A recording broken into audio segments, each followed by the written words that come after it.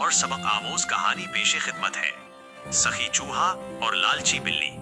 एक बहुत पुराने और बड़े घर में मानो नामी एक बिल्ली रहती थी। वो बहुत ही चालाक और खुद गर्ज थी। इसी घर के एक कोने में चीकू नामी एक नन्हा सा चूहा भी रहता था। चीकू बहुत मेहनती और रहम दिल था। वो हमेशा दूसरों की मदद करने के लिए तैयार रहता। मुश्किल वक्त। एक दफा घर के मालिक कहीं बाहर चले गए और किचन में खाने पीने की कोई चीज न छोड़ी।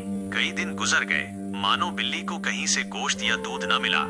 वो भूख के मारे निढाल हो गई और इतनी कमजोर हो गई कि अब उसमें चूहे का शिकार करने की हिम्मत भी नहीं रही थी।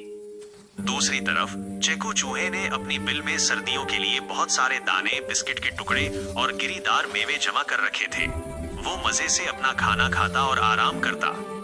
चीकू की हमदर्दी। एक दिन चीकू ने देखा कि मानो बिल्ली फर्श पर गिरी हुई है और भूख से कराह रही है। चीकू चाहता तो खुश हो सकता था कि उसकी दुश्मन अब उसे तंग नहीं करेगी, लेकिन उसका दिल बहुत बड़ा था। चीकू अपनी बिल से बाहर निकला और कुछ बिस्किट के टुकड़े और मक्खन के नमूने मानो के पास ले गया। मानो ने हैरत से उसे देखा और पूछा, तुम तो मेरे दुश्मन हो, फिर मेरी मदद क्यों कर रहे हो? चीकू ने मुस्कुराकर जवाब दिया, अम्मी कहती हैं कि मुश्किल वक्त में दुश्मन के काम आना ही असल इंसानियत और चूहापन है। सबक। मानो बिल्ली ने वो खाना खाया और उसमें जान आई। इसे अपनी पिछली हरकतों पर बहुत शर्मिंदगी हुई। उस दिन के बाद मानो ने तौबा कर ली कि वो कभी किसी कमजोर को तंग नहीं करेगी।